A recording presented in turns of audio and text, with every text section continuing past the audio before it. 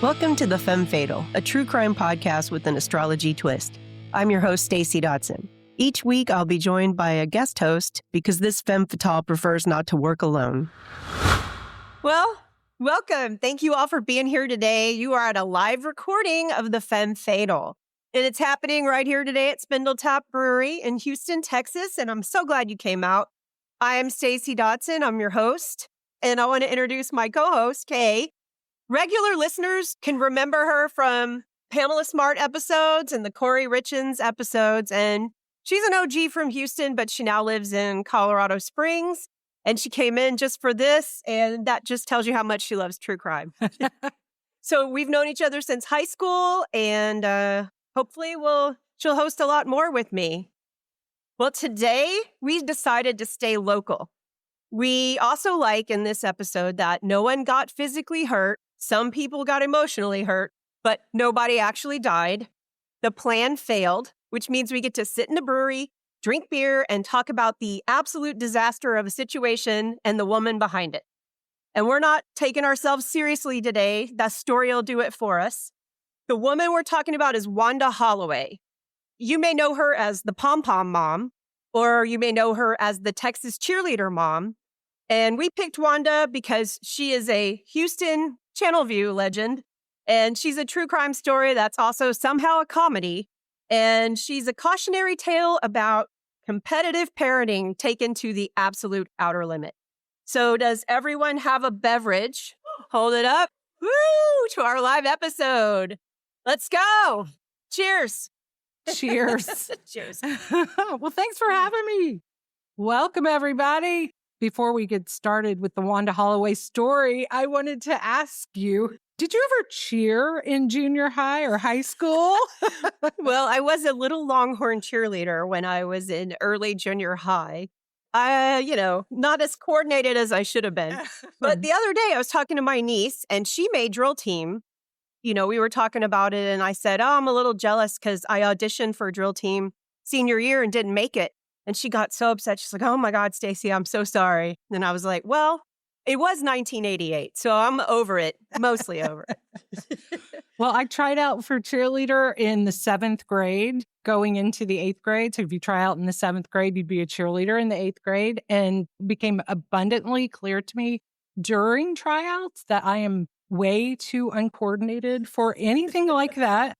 So I had to pursue other activities, and that's okay. My parents were okay with it, but one parent that was not okay with her child not making the cheerleading squad was a lady named Wanda Holloway.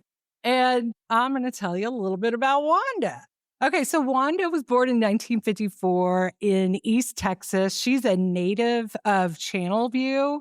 And a little geography lesson for those of you who are not familiar with the greater Houston metropolitan area. Channelview is just outside of Beltway 8 on the east side of town. It's right at the northwest tip of the Houston Ship Channel. If you get on I-10, head towards Louisiana, you go straight through Channelview. So that is where she was born and raised. Her dad, Clyde, he worked for the local cement plant. The mom, her name was Verna, and that name will come up again here in just a moment. Verna worked as a lunch lady at the Channelview High School. Wanda was raised in a strict Southern Baptist family. One of her dreams was to be a cheerleader. And that dream was quashed by mom and dad. They said, you can't wear that skimpy little cheerleading outfit, Wanda. And she loved attention. She wanted to be the center of attention, but she could not be a cheerleader. She didn't travel far from Channelview after she graduated from high school. She actually married her high school sweetheart, a guy named Tony Harper. And they stayed in Channelview. She had 2 kids, Shane, and then they had Shanna in the 70s. And they were married not too long, about 7-8 years, because Tony was looking for love outside of the marriage. And Wanda was having none of that, so they got divorced in 1980. And Wanda didn't waste much time. She found husband number 2, and moved to Beaumont to be with him. And he was a little bit older, lived 80 miles east down the road again in Beaumont. And shortly after they got married, his elderly mom moved in with him. And that was not what Wanda had bargained for. No. Too young for that. Too young for that. So she said, I'm out of here. So they got divorced. And she moved back to Channelview. And she was the pianist or organist at their local church, Channelview Missionary Baptist Church. Yeah. And met the choir director, C.D. Holloway. And they fell in love. He was 20 years her senior, so 20 years older than her. They fell in love, got married, and settled down there in Channelview as a little family. So the kids are growing up. They're living their happy little life. And Shanna, again, that's the daughter. She is in the same grade, and she's the same age as a little girl named Amber Heath in their neighborhood. So Verna Heath is the mom, and Amber Heath is her daughter. And so Verna and Wanda, because they're daughters, Shanna and Amber are the same age and same class, they travel in the same social circles and they become friends. They're not best friends, but they become friends. They do things together like shopping, going to the pool. The little girls are in dance and tumbling, and they both want to be cheerleaders when they get older. And they do the Foley's modeling thing. Do you remember Did you ever do the Foley's modeling thing? I did it. I had to stand like a mannequin for a really long time. And then when we did our final, I walked to The Heat Is On by Glenn Frey. That's awesome. Okay. So yeah, my sisters and I did that too. Yeah, we won't talk about that. So they were friends. That all changed in 1988. Amber and Shanna, they go to this Christian elementary school together. The elementary school is K through 6. And in junior high school is 6 through 8. So at the end of 5th grade, Wanda changed Shanna to the local public junior high school. It's called Alice Johnson Junior High School. And put her in Alice Johnson for the 6th grade. And that was for the sole purpose of Shanna being eligible to try out for cheerleader. So at the end of the 6th grade, you could try out for cheerleader and be a cheerleader in 7th grade. And so that's where Shanna landed. Well, Amber remained at this Christian elementary school for 6th grade. But when it came time to try out for cheerleader, she petitioned Alice Johnson Junior High School and got the okay, even though she wasn't a student there, got the okay for Amber to try out for cheerleader. Yeah, Verna did. That's a total B move because you know the rules, and I too would have been very, very mad. Wait, there's more. So Amber, as she's getting ready to go out and try out for cheerleader, she's also passing out Heath candy bars to the student body population.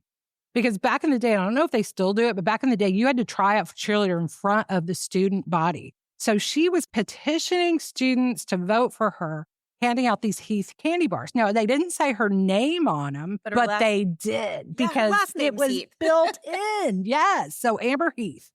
So they try out for cheerleader, and it gets narrowed down to 6 girls, and only the top 2 are cheerleaders.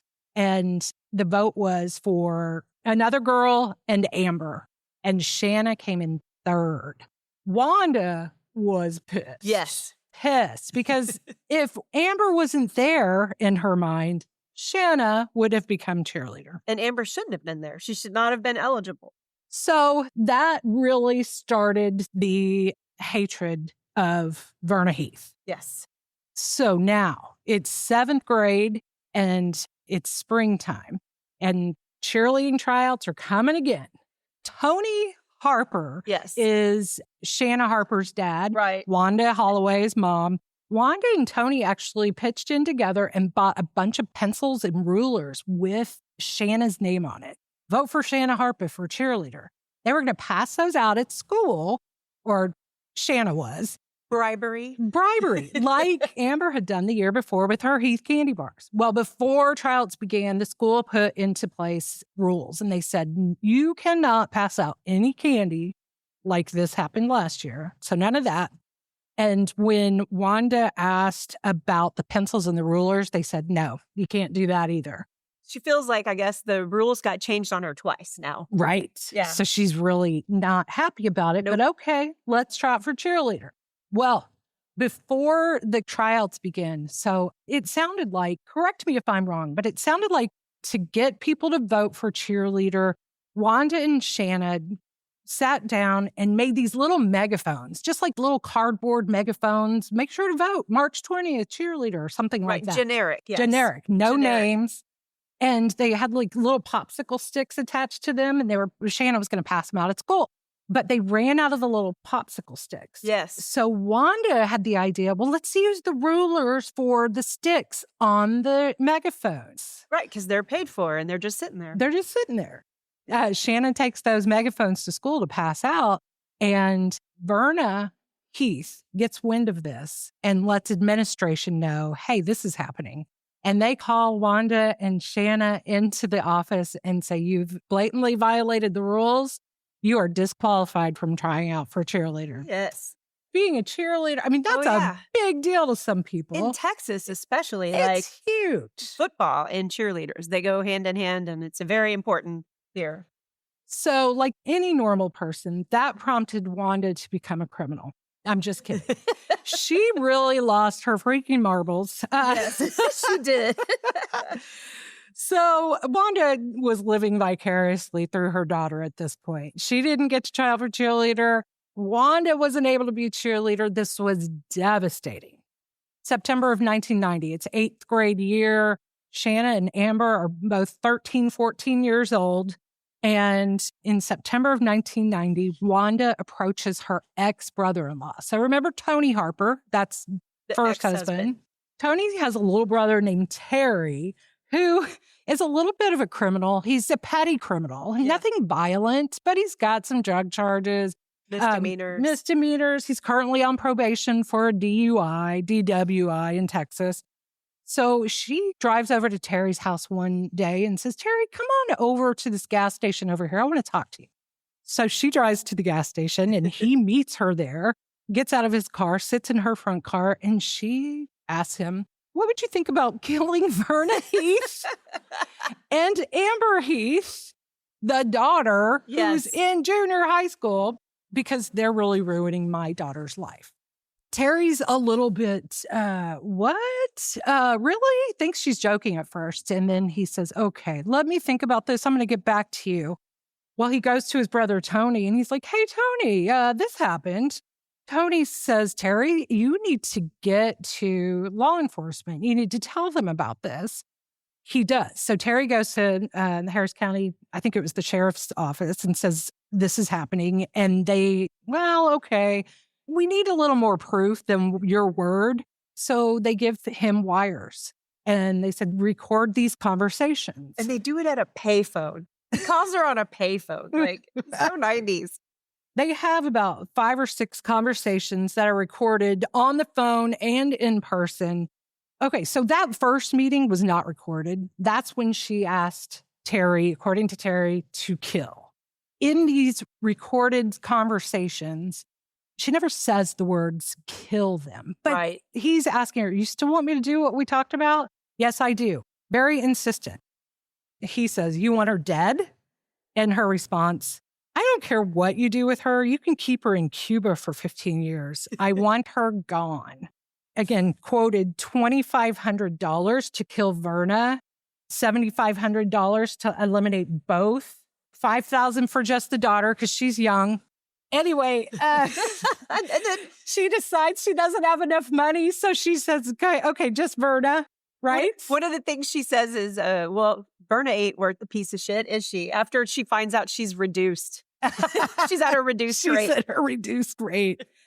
This is one of the things she said. She said, Terry, you don't know this little girl, referring to Amber. If you knew her, ooh, I can't stand her. I mean, she's a bitch. Makes me sick. About the mother's done more damage than the daughter. The mother is the one that screwed me around. So ultimately, the agreement was kill Verna, leave Amber alone. So to set the hit in motion, she gives Terry a pair of diamond earrings worth $2,000. And this is what occurs in the Grandy's parking lot.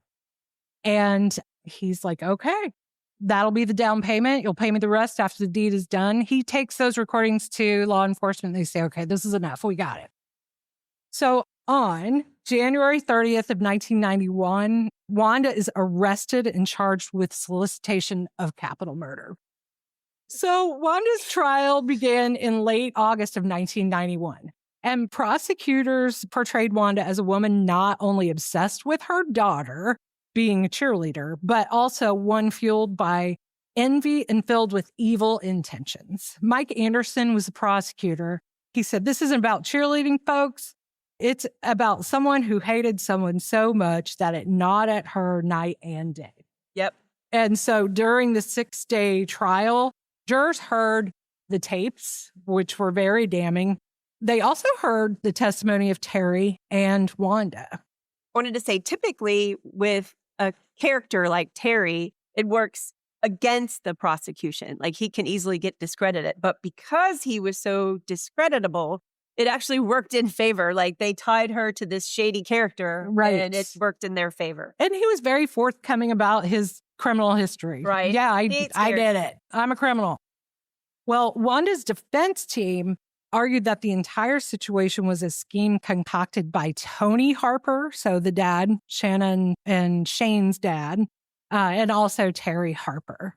They claimed her ex-husband held a grudge against Wanda following their 1980 divorce, during which Wanda was actually awarded full custody of the kids. And I'm not quite sure why, but she was. He still had visitation, but she was their full-time caregiver. Yeah, and apparently it was he considered it excessive alimony and child support that he had to pay. And so the theory of the defense was he wanted out of paying child support. Tony is like, these kids are teenagers. They're almost grown. Why would I wait until 1990 to do something about this? Right. He was able to sell that theory. So Wanda got up and testified and said, I didn't want to have anyone killed. I didn't want anyone kidnapped. I never realized Terry was serious. She continued. She addressed the jury directly. She said, I'm sorry I said all that stuff. I know it sounds awful. She insisted the plot was Terry's idea, and she had not backed out because she was afraid of him. But the jury did not believe that. The tapes indicated there was no fear in her voice at all. And she admitted on the stand that she never informed the police. She was so afraid, but she never called the police. Right. The defense also had Marla testified. So Marla Harper, Terry Harper, the younger brother, the hitman, the middleman. The middleman. So Terry was married, if I read correctly, he was married 6 times by this point. Yes, they got divorced and then they got remarried. So she was his 6th and 7th wife. 7 times? Yeah. Really? Okay. So they'd been married twice, and apparently, so Marla gets up to testify in favor of the defense. Marla testified that Tony and Terry had colluded. They came up with this plot. It was their idea, and they were setting up Wanda. The jury said they did not believe Marla, felt like Marla's testimony was retaliatory towards Terry because they had a terrible couple of marriages. Apparently, they were drunken, infused, just bad. And Terry was somewhat abusive. So she was doing it because Terry was a jerk. Yes. The jury did not believe that. There was also a friend of Shane. He was the 17-year-old older brother of Shanna. Shane had a high school friend. So this kid was 17, 18. He recalled Wanda once asked him if he would kill Verna Heath. So y'all, with all of this evidence, the jury, after 6 hours of deliberation, they found her guilty on the charge of solicitation of capital murder, and she was sentenced to 15 years in prison. So after she was sentenced, it became American crime coverage at its best, like British tabloids, first Geraldo, then A Current Affair, and then naturally the daytime talk show circuit descended on Channel View, Texas. And remember the days of Gotcha TV? This was like what was happening. So everybody was trying to get their piece of the pie. So Verna and Amber actually went on Maury Povich. They sat down on national television. And, obviously, good for you. You survive a murder for hire plot. You can go whatever TV show you want, right? Meanwhile, Wanda, fresh off her conviction, goes on Larry King and Oprah. And then she goes on the Phil Donahue show with Shanna. And Shanna's sitting right next to her. And Wanda looked like she loved it. She was laughing and just having the best time. And Shanna looked like she wanted to evaporate. But, here's your mom, right? She's beaming on a talk show, that she tried to hire someone, or she's convicted for murder for hire of a cheerleader. And Shanna would go on later to speak publicly. And she spoke publicly for the first time on a documentary, a investigation discovery documentary called The Texas Cheerleader Murder Plot. It came out in 2024. You can watch it on Max. I streamed it on Max. So, okay, I'll let you get back. Okay, so 15 years in prison. That was her sentence. Yes. But 2 months after the trial, a mistrial was declared because there was a juror. It was discovered that this juror was on probation for a felony drug charge and was deemed ineligible to serve on the jury. So mistrial declared, and the prosecution was going after her again. They weren't going to let this one slide. So the second trial, though, was not until 1996. So we're talking 5 years down the road. By this time, Wanda, in 1996, she ended up taking a plea deal. She pled no contest to the solicitation charge and was given 10 years in prison. No contest is essentially a guilty plea, but you're not pleading guilty. You're just taking the consequences of a guilty plea. District Judge George Goodwin ruled that Wanda would not benefit from more prison time and ordered her to perform 1,000 hours of community service instead. So after 6 months in prison, this judge let her out, put her on 1,000 hours of community service, and then she spent the next 9.5 years on probation. The girls, everyone has to go on with their lives, right? They have got to go back to school and they go to the same school. The first start of the year, after all this went down, Shanna gets to school and her locker is right next to Amber's and Amber's brother because it's Harper and Heath. They're alphabetical. Oh, they would go on and just kind of survive and exist in high school. Amber ran for student council and so did Shanna, and Amber got elected and Shanna got elected vice president. Oh, so there you go. My goodness.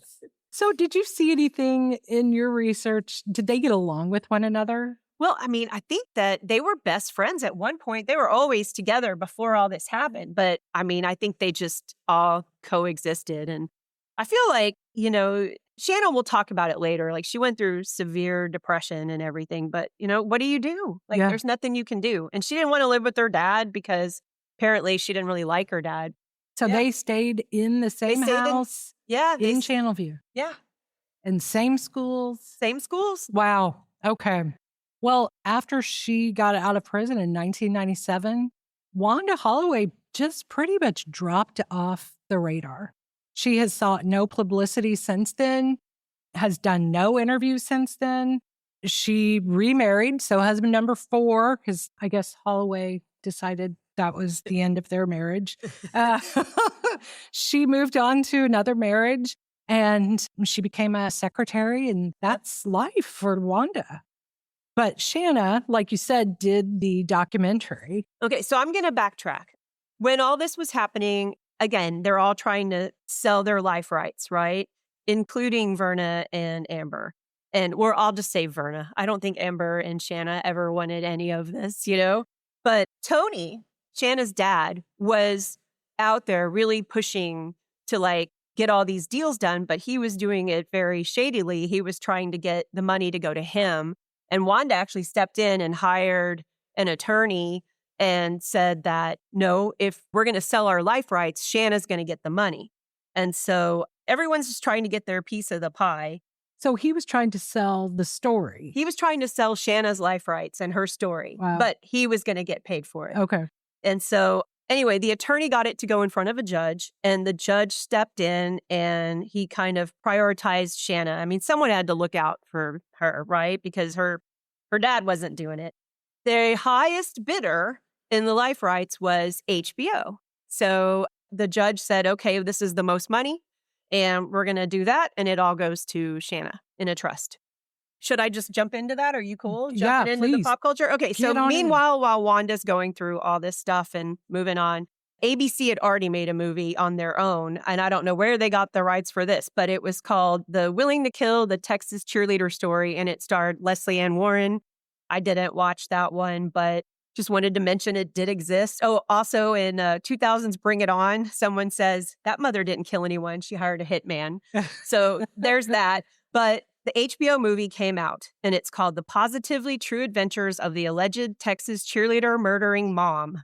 And that's the full title. It premiered April 10th, 1993. It was directed by Michael Ritchie, the man who gave us The Bad News Bears.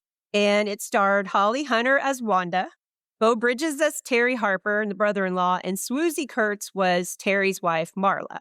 There was also a baby, Giovanni Ribisi, if you guys know who that is. Oh my gosh, yes. And a young Andy Richter was in it. Anyway, the movie is over the top. It's campy, it's sharp. It plays like a fake documentary, like now, the kind of mockumentary interview ones.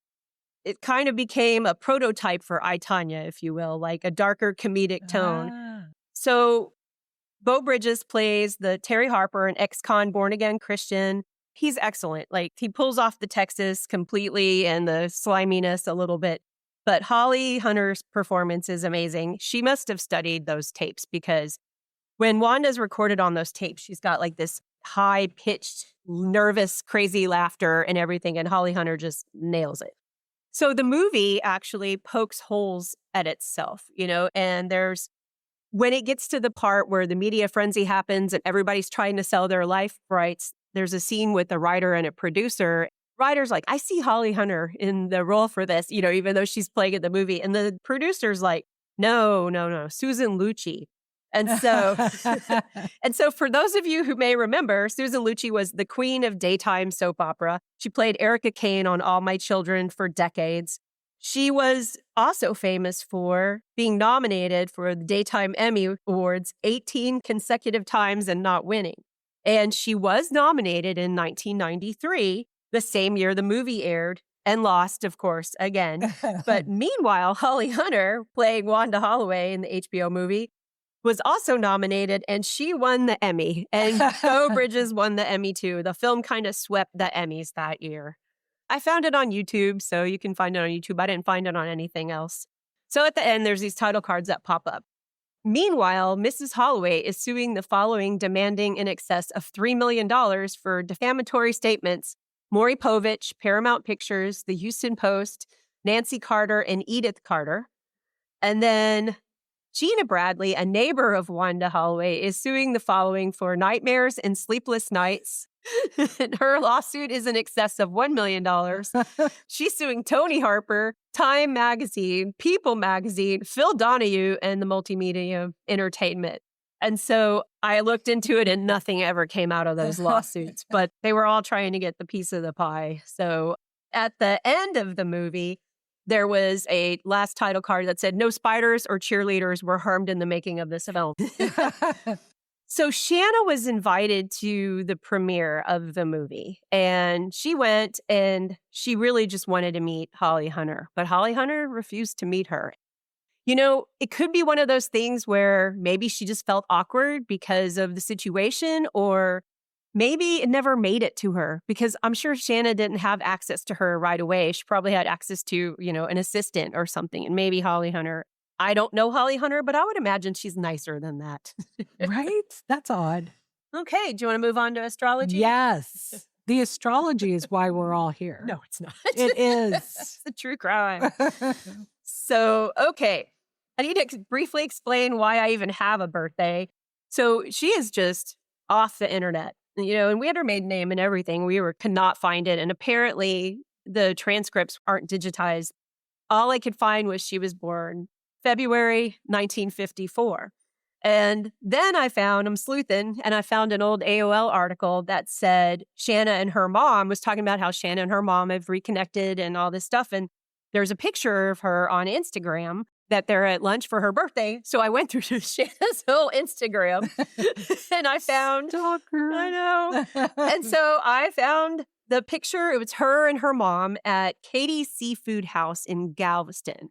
If you eat at the bar at Katie's, you can see the Battleship Texas outside the window. It's a great place to eat. So it's Shanna and her mom and a bunch of other people who, obviously, why would I know who they are? I don't know who they are. I know it's not Terry and Tony, though. I can safely say that. So I am using February 25th, 1954 to do her chart. Because that was the date of the post on Instagram. That was the date Instagram. of the post on Instagram. It works surprisingly well. We hope it's her birthday.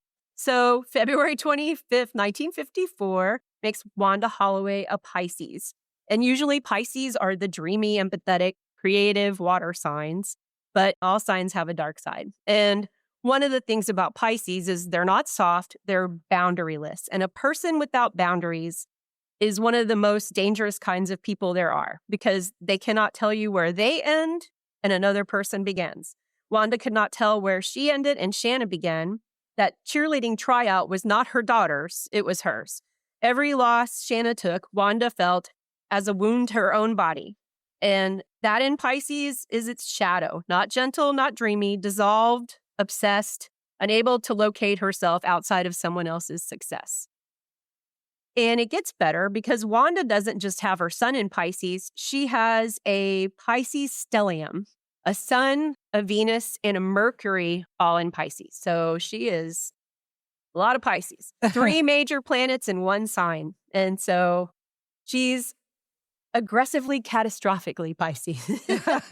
So a Mercury in Pisces means she thinks in impressions, not logic. She doesn't reason her way to conclusions. She feels her way there, and then she believes those feelings completely. By the time she called Terry Harper, she had told herself a story where she was a good mother doing what she needed to be done. And Mercury in Pisces genuinely cannot always tell the difference between the narrative and the truth. Then here's the Venus in Pisces. Venus is considered one of the most powerful placements in astrology. Venus is actually exalted there, meaning it operates at full intensity. But the shadow of Venus is exalted in Pisces is that the person becomes intoxicated by ideal image of themselves. They don't see reality. They see a beautiful story that they have written in their own head, and they will burn down the world to keep it that way. Image is a spiritual mission. Now, the moon sign, your moon is your emotional core, how you process things, how you feel, how you mother, how you react, how you're scared. Her moon's in Libra, and Libra moon runs on approval, beauty, and fairness. And here's the thing about the Libra moon. It's crucial understanding for Wanda. She didn't think she was doing something wrong. A Libra moon cannot emotionally survive the scales being tipped. When Amber took Shanna's spot, something in Wanda's nervous system just registered it as not disappointment, but as injustice because, she wasn't even supposed to be there the first time. The universe is out of balance, and she spent a couple years trying to correct it, just getting hit in the face with more disappointment.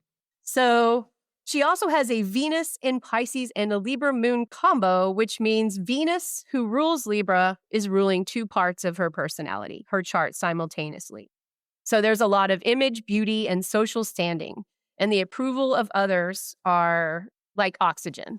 So another thing that the Libra moon does so perfectly is they hate direct confrontation. Libra moon smiles at you in the grocery store. Libra moon keeps up appearances. And they show up to court in a crisp white dress and expect to be cast as Susan Lucci in the whole situation. If y'all look at any of the video from back then, Wanda doesn't have a hair out of place. Yep. Makeup's perfect. She was just dolled up for court. Yep. So she also has a Mars in Sagittarius, and Mars is how you fight. And Sagittarius is the sign of big beliefs, righteous fire, and the absolute conviction that you are correct and justified. And they don't get angry, they get righteous. So she believes, she was like, I'm going to right this wrong. I'm going to correct this situation because Amber should not have been part of this. But a generational placement, right? So Saturn in Scorpio, that is a period of time where people born in that period of time in the mid-1950s, Pluto rules like death and transformation, and Pluto is in Leo in that particular time. I'm sorry, guys. No, you're good. The generational placement, Pluto and Leo. Everybody born in the early to mid 1950s has this. Leo rules children. Pluto rules obsession, power, and destruction. And this entire generation was wired to channel their need for significance through their kids. And it's the generation that invented the stage bomb and the dad screaming in the bleachers. And, most people didn't hire hitmen, but they were very much behind their children. I think part of it, too, was growing up, she couldn't do all those things. And you couldn't open a checking account without a man until, 74 or something, Right. So Yep. she was proud of her daughter and was encouraging her daughter to be the best she could be. But the full picture, Sun, Venus, and Mercury in Pisces dissolved into her daughter completely. There was no Wanda and Shanna. There was only the goal, Moon in Libra. She needed to see the world as fair and good and put things together. And Mars in Sagittarius, she wasn't trying to win. She was just trying to right a wrong. In the documentary, one thing that when Shanna got disqualified, she admits later, she goes, went to the bathroom and I cried for my mother because I was happy. I didn't want to do it anyway. And that's the sad part. But when Shanna told her mom she was doing the documentary, Wanda's response was, why would you do that? No one got hurt except you. Wow. Yep. Shanna also admitted in the documentary that her mom had asked her, what would you think if Amber and Verna were gone? And she said to her, well, yeah, I think make things easier. And they laughed about it. But she was like, she never admitted it through all the trial and through all the media coverage, but she admits it later in the documentary. She's like, I thought she was just mom being mom. It's like, I didn't think she was going to really go through with that. Homicidal. Yes. So, yeah. So that's the story, our story of Wanda Holloway. Nice story. Thanks for the astrology there. Yes. Fascinating. Does anyone have questions? So Sherry just asked, where is Wanda now? Well, she is laying low. I know in 2024, she was at Katie's Seafood House in Galveston. I think she's still in this East Texas part of the state, but don't know exactly what city. So, thanks for showing up. Thanks, y'all. Hey. Thanks for joining us on the Femme Fatal. I hope you liked our live episode, and we hope we get to do it again. Bye, Kay. Bye, Stacy. The Femme Fatal, created and hosted by Stacy Dotson, produced by Mark Williams. Music by Marcia Yingling, Chad Shank, and Greg Loicano.